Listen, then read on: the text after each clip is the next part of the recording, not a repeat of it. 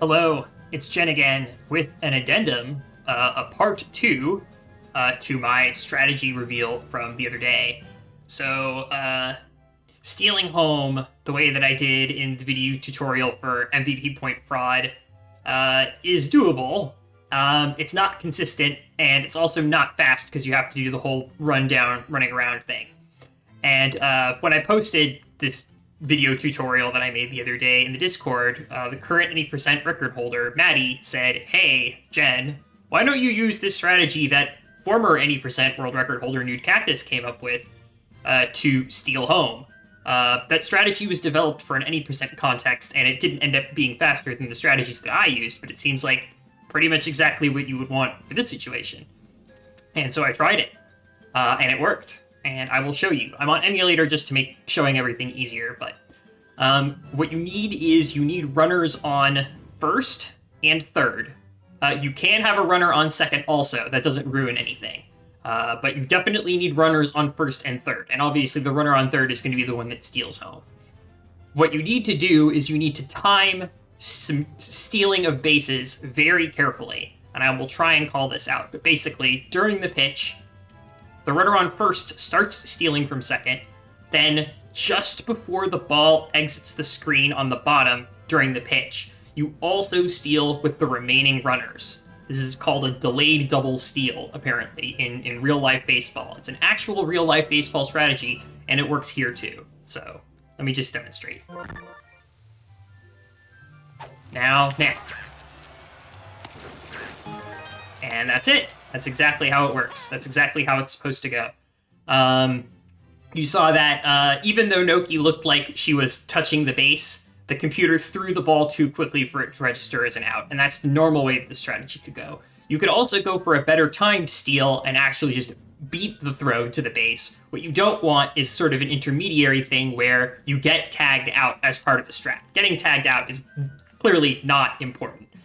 Just either be really fast and make it before the ball hits there, or don't make it very fast, and even consider like calling the runner back with X and left. Calling the runner who started on first back, just so that they don't touch the base, because then, while the ball is heading back towards home plate, they have an opportunity to just go back to what they were doing and finish the steal to second, which is presumably what you want. Now, you saw that that works with Yoshi. This might not surprise you, but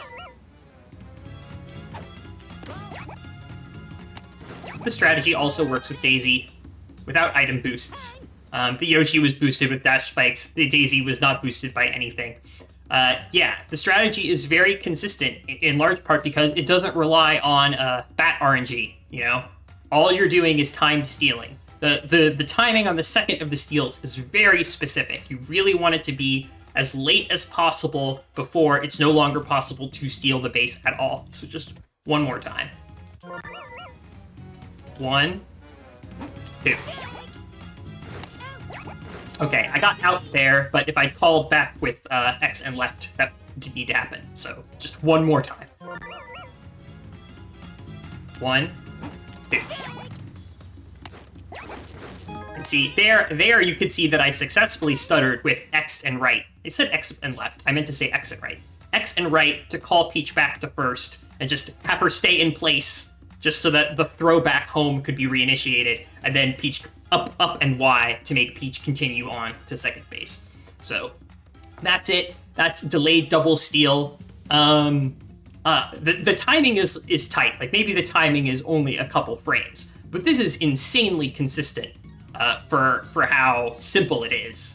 And if you get the timings correctly, like you will get the strategy. There's basically no variation. You just need to get into this scenario to begin with, but that's not terribly difficult, especially if you use star swings for hits and to do other low randomness strategies that we've sort of developed to make the batting easier. But there you go.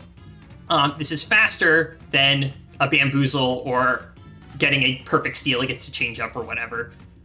It's more consistent, and it has all of the same benefits as described in the other video. The main point of this, of course, is to make sure that there's no go-ahead or RBI bonus awarded to a character who is not our targeted MVP for the match. In the Yoshi IL, that's Yoshi. In the Daisy IL, that's Daisy. That's 13 or 14 points, not going to someone who we would have to worry about and Yoshi and Daisy will have an easier time batting and fielding to make up the point difference, since they're not going to be on the pitcher's mound very much, given the fielding missions that they need to do in order to finish their ILs. So thanks once again to Maddie for the good suggestion, and for Nude Cactus for developing the strategy to begin with. Very cool, and a lot easier than the thing that I came up with, so I'm feeling great. I'm feeling great about both of these ILs. Hopefully I will be submitting some PBs soon.